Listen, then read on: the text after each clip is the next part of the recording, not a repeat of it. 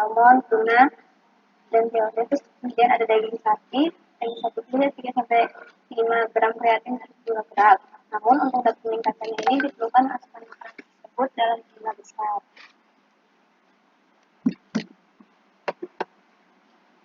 Sekian dari kelompok kami. Iya, jadi tadi ya ada yang ingin bertanya, jadi tadi kreatin ada dari ikan dan daging ya. Kenapa kok harus jumlah besar? Sempat baca nggak?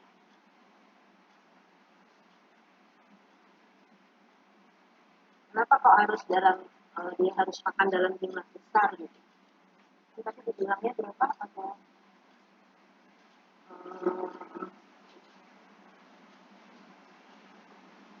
ada yang bertanya yang lainnya? Saya tadi tanyanya itu sih, kenapa kok harus dalam jumlah yang besar dia harus bisa mendapatkan kreatin gitu. Tapi kan per berapa itu deh? Coba di gitu. Ini kan per kilogram daging ya. Oh, per kilogram. Per satu ya.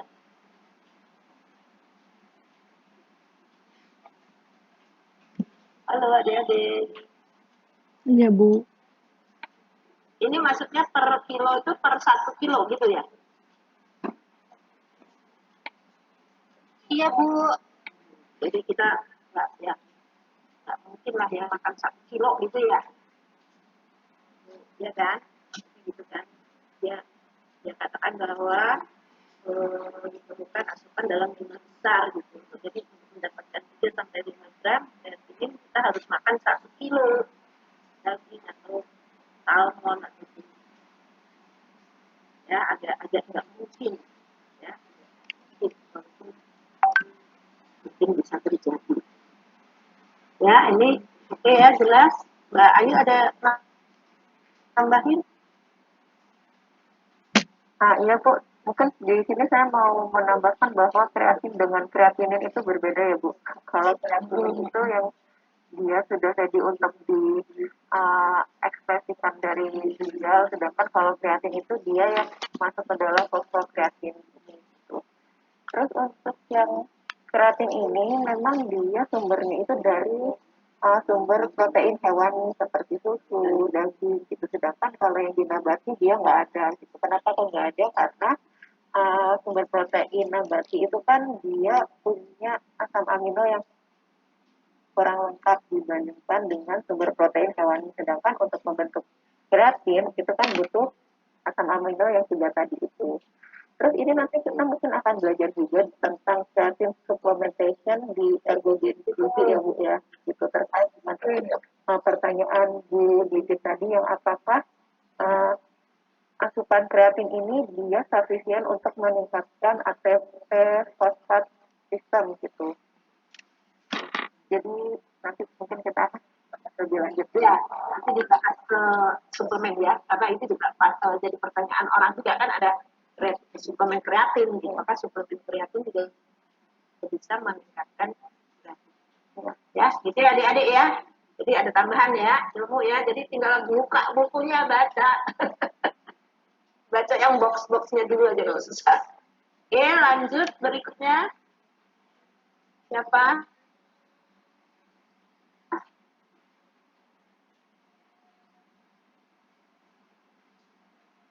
Ayo, silakan. Yang sudah siap aja. Ya.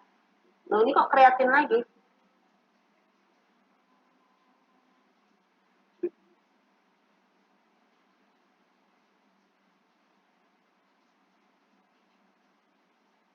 Belum bisa ya? Belum bisa lihat? Ya, oke. Oke, Assalamualaikum warahmatullahi wabarakatuh. Selanjutnya, kelompok kami akan menjawab pertanyaan tentang intensitas. Sebelumnya kami dari kelompok 3 dari kelas A. Next, Dewa. Jadi intensitas itu dalam kamus psikologi itu adalah kuatnya tingkah laku atau pengalaman atau sikap yang dipertahankan. Intensitas adalah ukuran yang menunjukkan kualitas suatu rangsang yang diberikan selama latihan berlangsung atau stimulus berupa aktivitas gerak. Pengertian intensitas latihan lebih mengarah kepada berat atau ringannya kegiatan fisik yang dilakukan atlet dalam setiap sesi latihan. Umumnya itu berhubungan dengan satuan waktu dan kecepatan. Nah, kekuatan stimulus itu tergantung pada kecepatan, beban kinerja, dan variasi interval atau istirahat di antara pengulangan. Kerja otot dan keterlibatan sistem syaraf pusat ini menentukan intensitas konsentrasi maksimum selama pelatihan.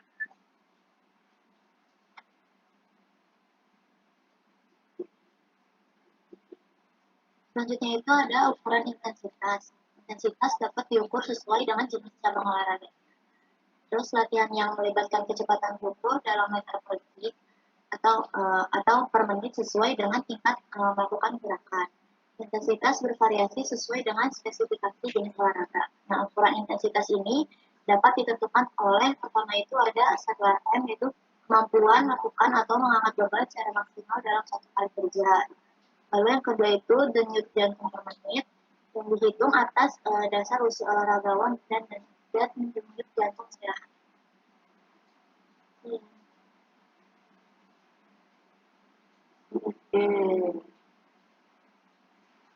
Oke.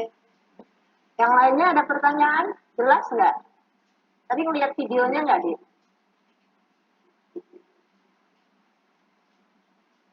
Sempat lihat videonya kan?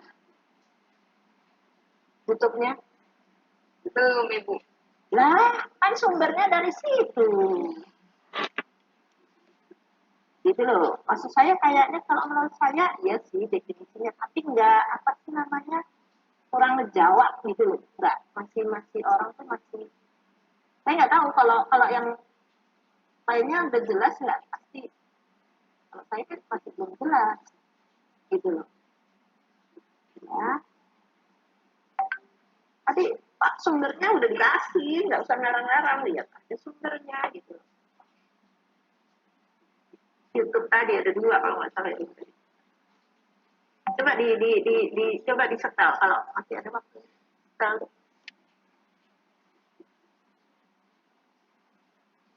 Terus apa? Simpulkan aja dulu. Ya Ibu, dari kelas B udah nonton Bu, mungkin bisa ditampilkan dari presentasi kelas B Bu.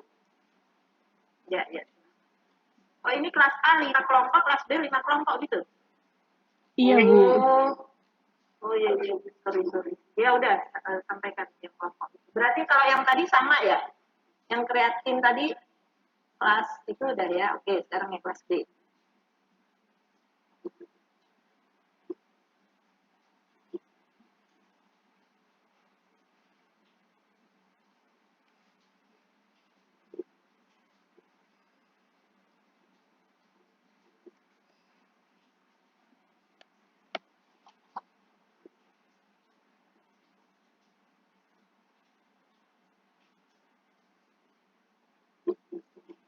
Ya, kami dari kelas B ingin memaparkan hasil diskusi kami. Nah, pengertian intensitas itu bisa diperingan dengan bahasa sendiri, dalam artian intensitas adalah ukuran seberapa besar energi tubuh yang dipakai untuk melakukan aktivitas fisik.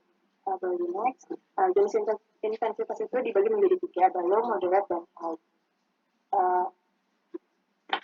Jenis intensitas sendiri dapat cara mengukur intensitas ini dapat mengklasifikasikan kita itu melakukan intensitas olahraga yang jenis mana. Yang pertama menurut hasil dari video YouTube itu mengukur intensitas dengan mengukur pengarahan tenaga atau bagaimana perasaan saat melakukan olahraga tersebut.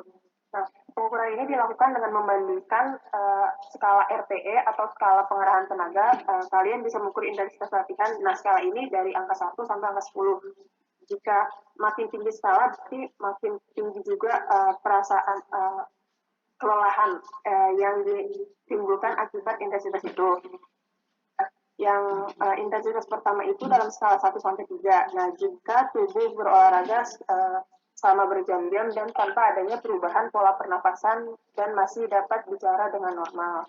Terus kalau dia masuk ke intensitas sedang dengan skala 4 sampai 6, berarti dia bernapasnya udah mulai berat dan hanya dapat melakukan percakapan dengan singkat dan tubuh ini pasti dalam skala ini sudah berkeringat.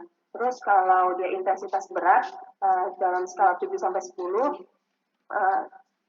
tubuh ini dipaksa keluar dari zona nyamannya dia. Nah, tubuh ini akan menarik napas dalam-dalam dan dia akan bernafas dengan cepat. Dan pada kategori ini pun sulit jika diajak berkomunikasi karena sulit untuk mengucapkan sekata-kata pun.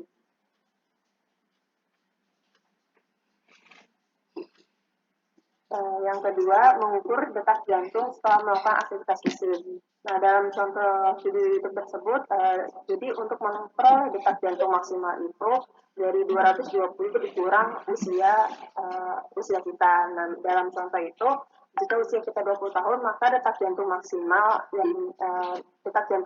kita itu ada di 200 bpm. Terus jika kita untuk mengukur jenis detak jantung kita ini masuk ke melakukan olahraga jenis intensitas yang mana yang ringan, sedang, dan berat, itu dapat dibagi juga kalau kita melakukan aktivitas yang ringan 40-50%. Jadi detak jantung maksimal tadi dikali 40-50%, sehingga didapatkan detak jantung aktif dengan melakukan olahraga intensitas ringan itu 80-100. Nah, jika sedang itu akan memperoleh 100-140. Nah, jika melakukan aktivitas berat itu 140-180. Nah, denyut nadi untuk mengetahui kita melakukan intensitas olahraga yang mana, kita harus melakukan olahraga minimal 10 menit dan habis itu baru mengukur denyut nadi selama 15 detik, habis itu dikali 4. Nah, hasil dari perkalian itu akan menunjukkan olahraga yang kita lakukan itu masuk ke kategori jenis olahraga yang intensitas mana. Nah, ini contoh yang ada di YouTube. Dan sekian presentasi dari kelompok 3 pasti. Kayaknya udah jadi agak lebih jelas. Ya.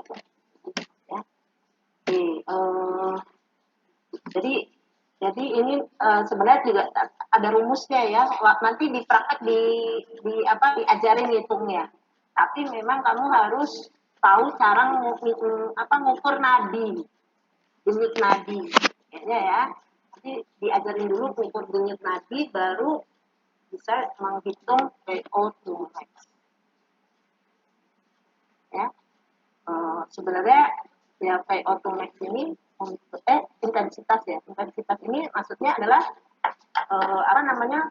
kita mengetahui kalau kita udah tadi nggak bisa bicara dan itu, kita jangan melampaui hal tersebut gitu, karena itu udah intensitasnya sudah tinggi ya, dan yang maksimal untuk diri kita itu jadi sebagai patokan saja. Ada pertanyaan atau Mbak Ayu mau nambahin? Ya Bu, kalau yang rumus-rumus ini itu tuh maksudnya adalah training zone-nya sebenarnya Bu.